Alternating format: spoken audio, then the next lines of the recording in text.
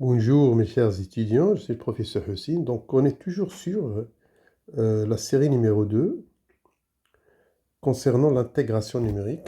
Donc on va corriger aujourd'hui l'exercice numéro 2.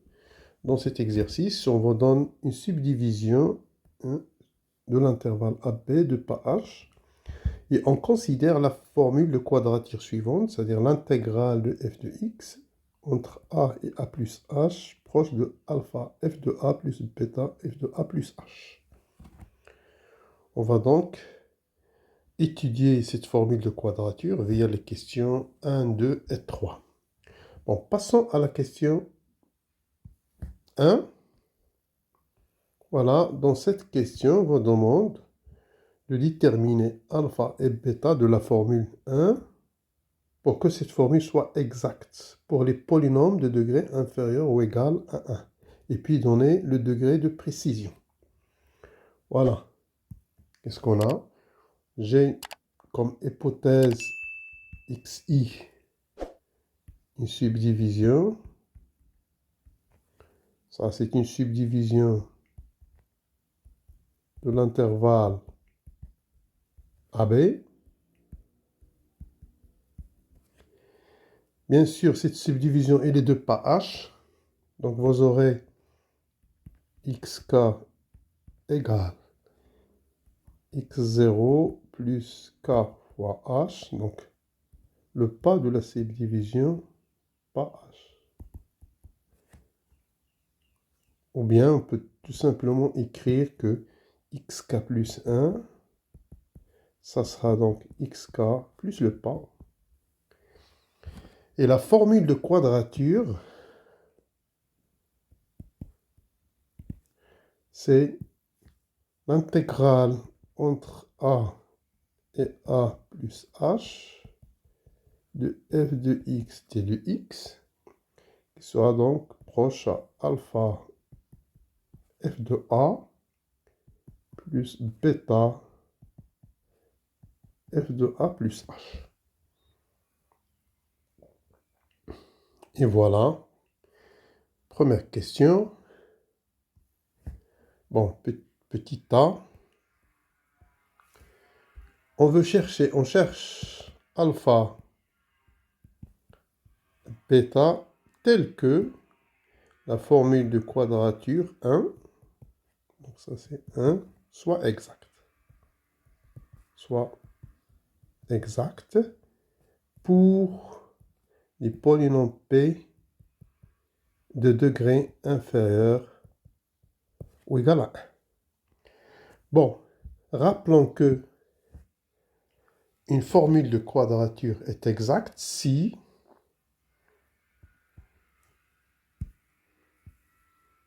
une formule de quadrature est exacte si l'erreur associée à cette formule est égale à 0 pour quel que soit g, une fonction continue sur l'intervalle AP. Et voilà, donc on va donc travailler avec cette définition. Donc pour les polynômes de degré 1, donc on va étudier les cas si f égale à une constante. Donc la formule doit être exacte. Donc on aura l'intégrale de a à a plus h. 1 fois d de x, ça doit être égal. Bon, regardez là, c'est le signe approché parce que l'erreur, donc entre la différence, il y a une erreur. Mais nous, on cherche à avoir l'erreur égale à 0, ça veut dire avoir le signe ici égal. Ça va être égal à alpha f de a plus bêta f de a plus h. Et donc là, l'intégrale de d de x, c'est x entre a et a plus h. Et là, f de a est égal à 1, ça c'est 1, puisque f égale à 1. Ça donne 1, et ça donne 1. Donc vous aurez c'est alpha plus bêta. Hein? Et donc, on aura donc alpha plus h,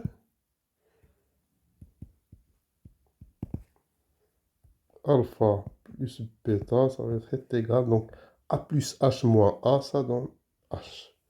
Voilà, donc ça c'est première équation.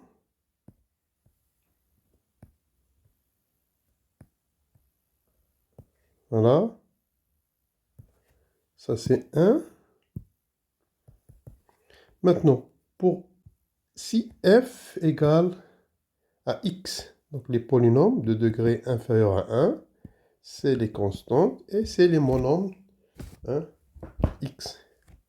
Donc j'aurai donc l'intégrale de a plus h. Donc f, cette fois-ci, c'est x, t de x, égale à alpha f de a plus bêta f de a plus h.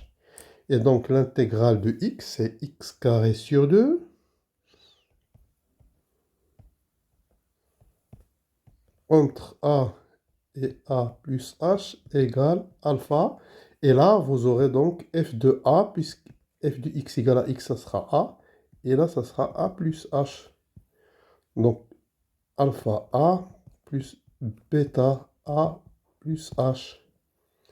Et donc, ça va donner a plus h au carré sur 2 moins a carré sur 2 égale à alpha a plus bêta a plus h. Donc, en développant a plus h au carré, donc ça donne a carré plus 2h plus h carré sur 2 moins a carré sur 2, ça donne alpha a plus bêta a plus h. Par suite, on aura donc alpha a plus bêta a plus a, ça va être égal h carré sur 2 plus ah. Et voilà la deuxième équation.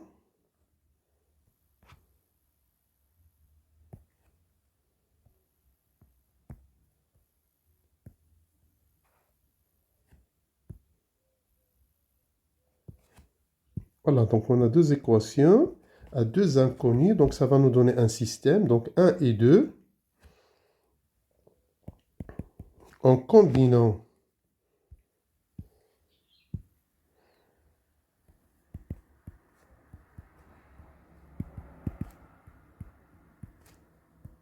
un et 2, on obtient donc, ou bien en regroupant, on obtient le système suivant. Alpha plus h égale à h. Et on a alpha a plus bêta a plus h égale à h carré sur 2 plus ah. Et voilà donc. Je vais noter ça étoile et ça 2 étoiles. Maintenant, 2 étoiles, c'est-à-dire l'équation 2 étoiles moins fois l'équation a fois étoile donne. Et donc B A plus H moins AH égale H carré sur 2. Voilà.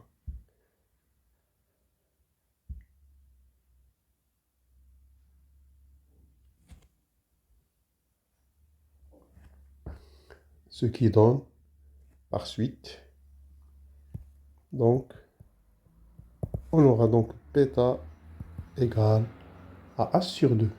Voilà.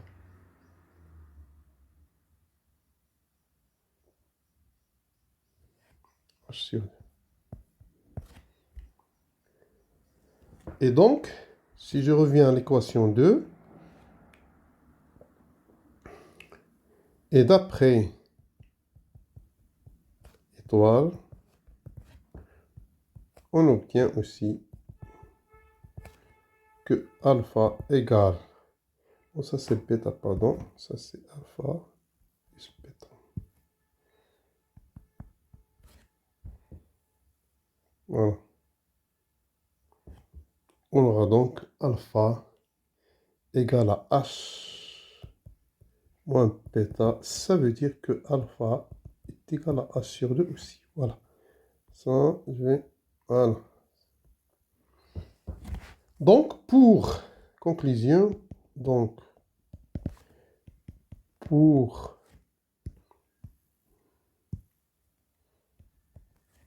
alpha égale à bêta égale à H sur 2, la forme quadratique 1 est exacte pour les polynômes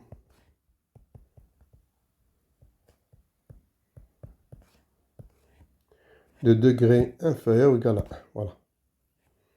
Pour les polynômes de degré inférieur ou égal à 1.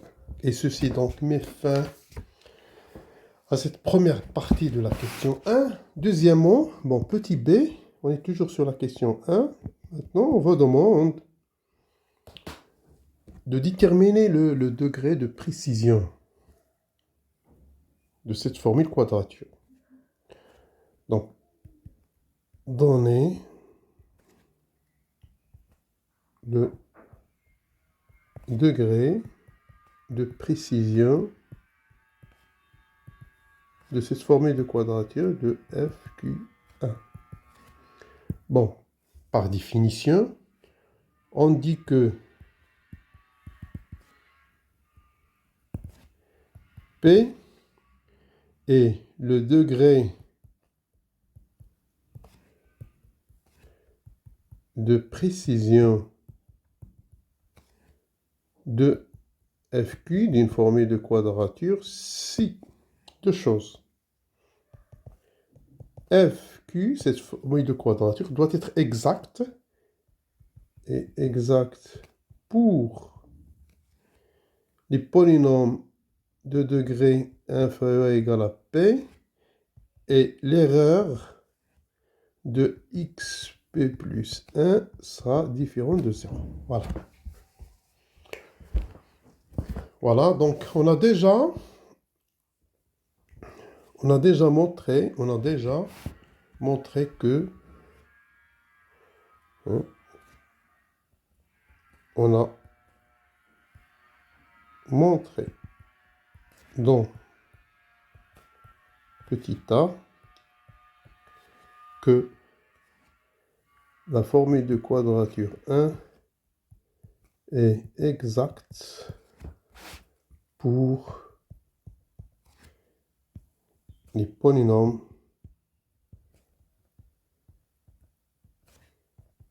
de degré inférieur à 1. On va passer à P égale à x2. Donc si je prends f égale à x carré, donc on va voir est-ce que j'ai l'égalité. Donc l'intégrale entre a et a plus h de x carré t de x, ça va donner, si j'effectue le calcul, ça donne x au cube sur 3 entre a et a plus h. Et donc ça va vous donner a plus h au cube sur 3 moins a au cube sur 3. Et ça, si vous développez, vous trouvez que ça va être égal à 1 tiers h au cube, plus 3 fois h carré, hein, plus 3 fois a carré h. Maintenant, on va calculer par ça d'une part, d'autre part, alpha f de a plus bêta f de a plus h. Ça donne alpha, donc f c'est x au cube, ça donne a carré plus bêta a plus h au carré. Et ça donne exactement h sur 2, facteur de a carré, parce qu'on a déjà trouvé alpha, bêta, c'est h sur 2, plus a plus h au carré. Et on voit bien, donc, observons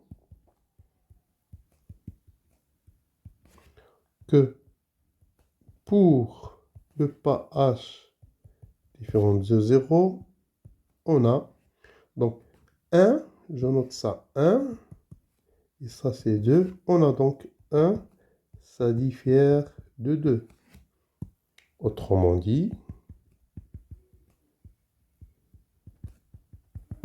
on aura l'erreur de x au carré différent de 0. Finalement, ceci montre que le degré, ceci montre donc le degré de précision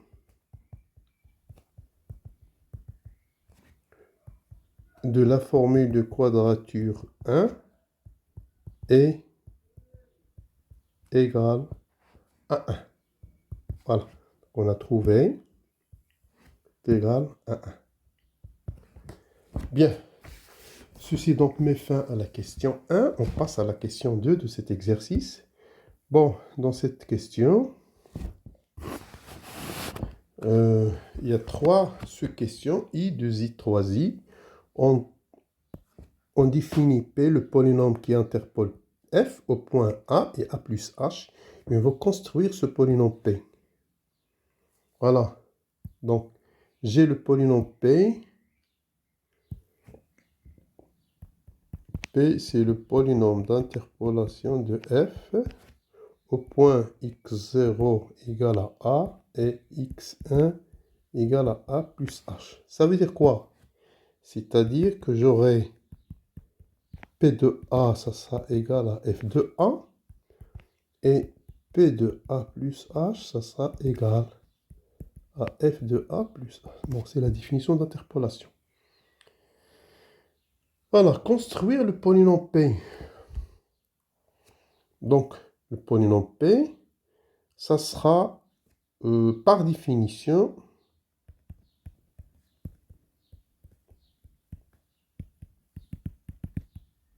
ça sera donc P de x égale quoi? Ça va être égal à f de x fois LA de x plus, bon, pardon, c'est f de A. Ça sera donc P de A, f de A, plus f de A plus H, LA plus H de x. Donc, on doit déterminer les polynômes de base. Donc, j'aurai LA de x. Ça va être égal à quoi? C'est, donc, on a 2 points. J'aurai donc x moins A plus H sur 1. Il vaut mieux que j'utilise ça. Sur A moins A plus H. Et ça va donner donc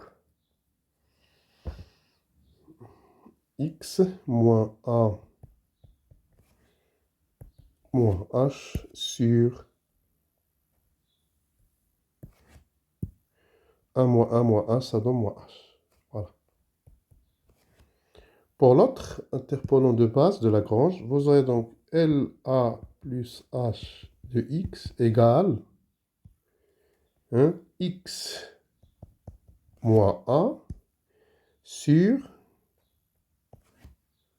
donc A plus H moins A. Et ça va donner donc X moins A sur H. Moins A sur H. Voilà. Je vais maintenant insérer dans cette formule-là.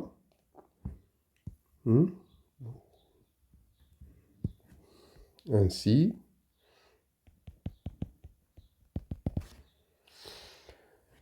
P de X, d'interpolant passant par A et A plus H, on a dit que c'est F de A fois.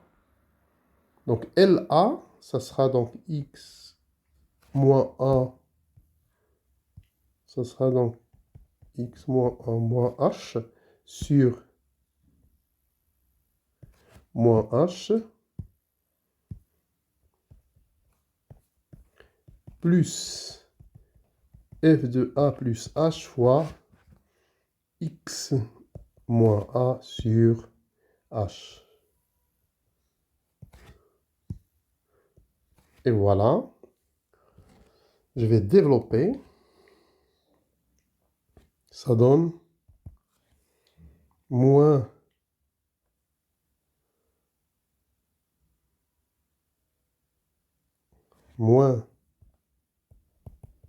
F de A fois X moins A sur H plus F de A plus F de A plus H X moins A sur H. Donc je vais maintenant factoriser avec X moins A.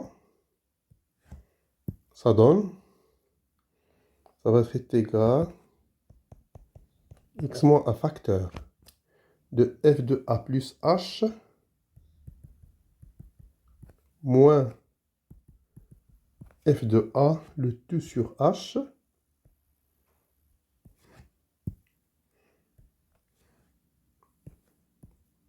plus F de A. Et voilà, donc on a donné le polynôme ainsi. Le polynôme, ça sera, comme on a dit, c'est X moins A facteur de F de A plus H moins F de A sur H plus F de A. Donc là, c'est la construction du polynôme de Lagrange. Maintenant, petit 2i. Là, on vous demande de donner une approximation de l'intégrale de f de x entre a et a plus h. Donc, qu'est-ce qu'on a? On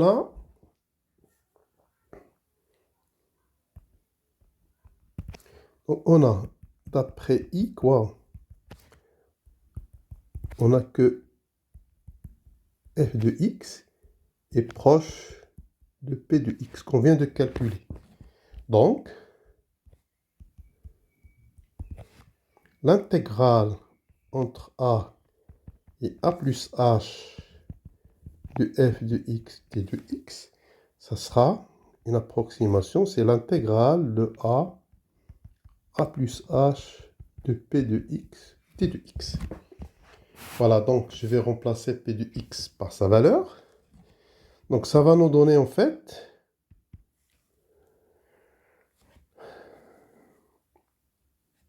f de a plus h moins f de a sur h intégrale de a à a plus h, pardon, donc ça c'est f, donc j'aurai donc l'intégrale entre a et a plus h plus f de a intégrale entre a et a plus h de d de x. Voilà. Et donc ça donne, toujours ça reste intact, f de a plus h moins f de a sur h. Et là, l'intégrale de x moins a, c'est x moins a au carré sur 2 entre les bornes a et a plus h. Et là, c'est plus f de a. Et là, donc, c'est a plus h moins a fois h. Et donc,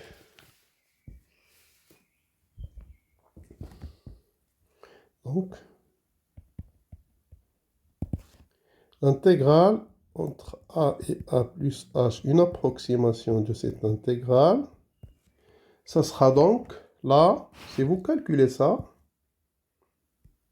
vous aurez a plus h moins 1, vous aurez h au carré sur 2, et l'autre, en a, c'est 0. Donc, vous aurez quoi? On aura donc h carré sur 2 fois f de a plus h moins f de a sur h plus f de a fois h. Et ça va donner exactement ça, cette quantité-là. Si vous simplifiez par h, ça va donner h sur 2 f de a plus h plus f de a. Et voilà donc l'approximation de votre intégrale de f. Ça donne ça. Bien, donc on passe à petit 3i. Voilà. Là, on vous demande de donner une estimation de l'erreur d'intégration. N'oublions pas qu'on a x0, c'est a, et x1, c'est a plus h. Et puis l'erreur de Lagrange, ça donne quoi? Erreur d'interpolation de Lagrange et E de x égale à f de x moins p de x. Et cette erreur-là, elle prend la forme suivante. C'est x moins x0, facteur de x moins x1 sur, bien sûr,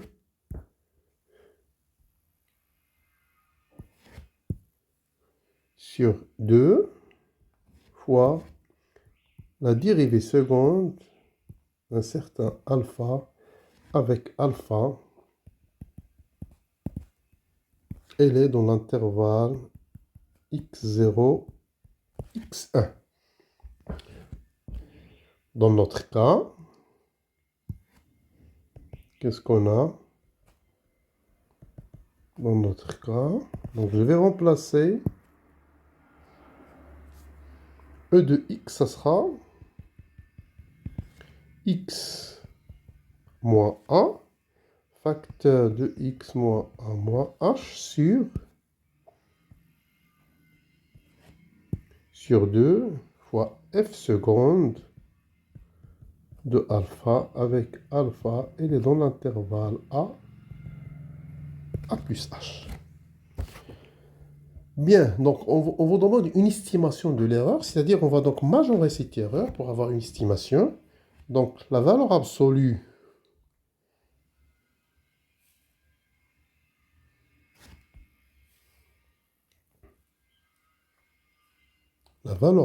de cette erreur-là, ça sera égal à la valeur absolue, on a dit,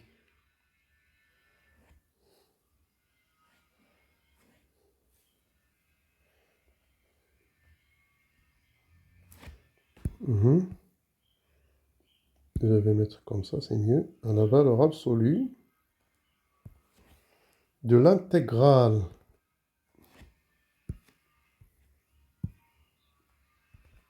de A à A plus H de X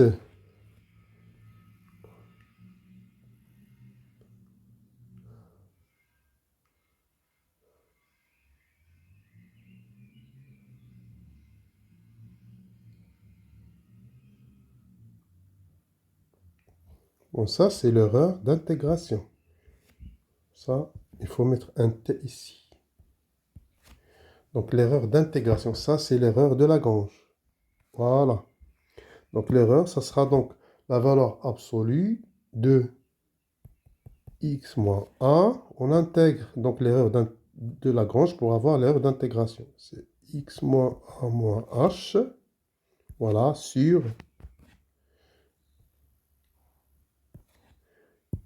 h, on a dit sur 2, pardon, sur 2, fois donc f seconde de alpha, t de x. Et voilà, donc, c'est la valeur absolue de ça.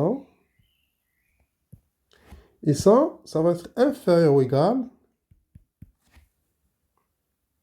Ça, je peux le majorer par m2, par le max. m2, l'intégrale de a plus h, valeur absolue de x moins a moins h sur 2 t de x. Bien sûr, n'oublions pas que m2, c'est le max de la dérivée, valeur absolue de la dérivée seconde sur l'intervalle a plus h. Autre chose, c'est que, bon, x, bon, dans cette intégrale, on a x, elle est dans l'intervalle a plus h, et ceci, ça donne que x moins a et x moins a plus h sont inférieurs ou égaux à h. Voilà. C'est simple. Vous pouvez faire donc un schéma, regardez. Vous avez ici A, et ça c'est A plus H. Ça c'est le pas. Donc si vous prenez X ici, donc cette distance-là, X moins A est inférieure au pas, et cette distance-là, elle est inférieure au pas H. Voilà. Donc avec ça, donc, l'erreur d'intégration T en valeur absolue, ça sera inférieur à M2. Donc ça va être inférieur à h à h. Donc ça sera donc inférieur à h carré sur 2. Et ça va nous rester l'intégrale de a à plus h d de x. Et ça va être égal donc à m2 h carré sur 2 fois h. Hein? Ainsi, par suite, on aura donc une estimation de l'erreur d'intégration. C'est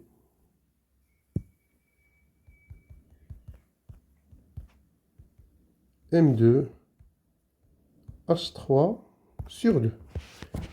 Voilà, donc ceci termine donc, cette estimation. On passe maintenant à la dernière question de cet exercice.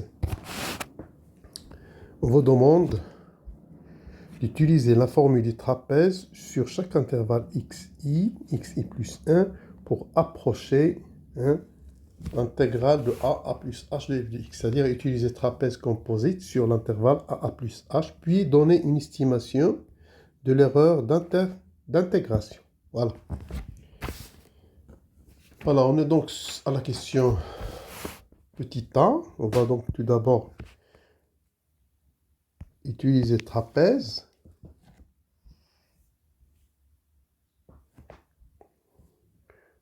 Qu'est-ce qu'on a? On a l'intégrale de a plus h de f de x de x, ça va être égal. Et je fais donc une sommation de i allant de 0 jusqu'à n-1 de l'intégrale de xi plus 1 f de x d de x. Voilà. Et ça, on l'a déjà calculé. Ça, on l'a déjà calculé dans la question précédente. Ça va être égal sigma de i égale à 0 n-1. Ça sera donc h sur 2. Donc le pas, c'est h sur 2. Fois f de xi plus 1 plus f de xi. Donc ça sera h ne dépend pas de la sommation. Et j'aurai donc là, c'est la sommation de i égale à 0 jusqu'à n-1 de f de xi plus 1 plus f de xi. Et donc finalement, ça va donner, ça va donner que l'intégrale entre a et a plus h de f de x de x, ça sera, donc là, n'oublions pas qu'on a un signe approché d'après la question précédente. Et ça sera donc h sur 2 f de x0 qui est égal à f de 1 plus f de a plus h plus 2 fois le reste. Voilà. 2 fois la sommation de i allant de 1 jusqu'à n moins 2 de f de xi. Voilà donc pour cette approximation en utilisant la méthode des trapèzes sur chaque intervalle xi plus 1. Maintenant, petit b, c'est-à-dire donner une estimation, estimation de l'erreur d'intégration. Petit b, voilà, estimation de l'erreur d'intégration. Bon, je vais désigner, notons, p de i, le polynôme d'interpolation de f sur, donc, le polynôme d'interpolation de f sur l'intervalle xi plus 1. Donc, l'erreur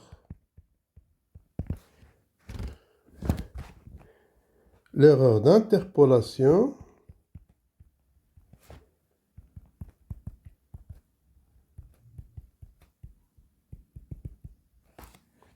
pour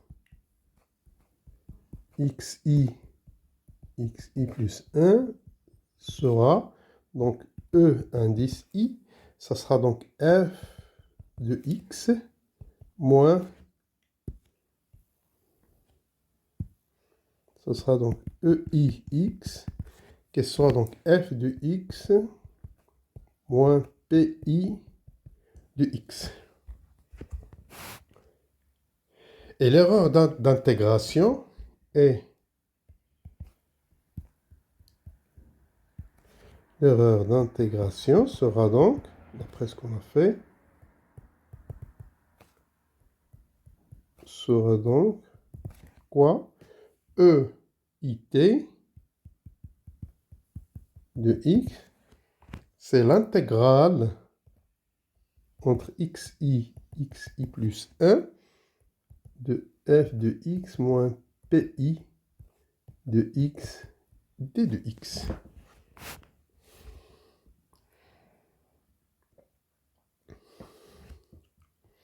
Finalement, donc l'erreur ainsi,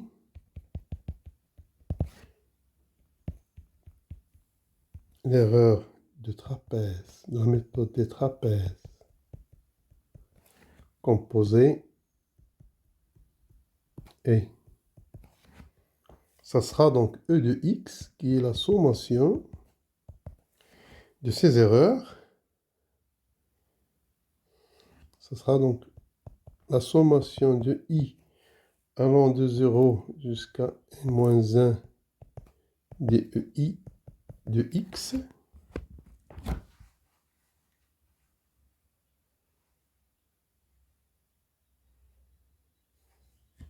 Ou bien tout court, comme ça, des intégrales xi plus 1 de f de x pi de x d de x. Et ça, on a déjà donc majoré cette erreur-là. Donc cette erreur-là, ça sera donc majoré par, donc en passant à la majoration, voilà. X, ça sera sigma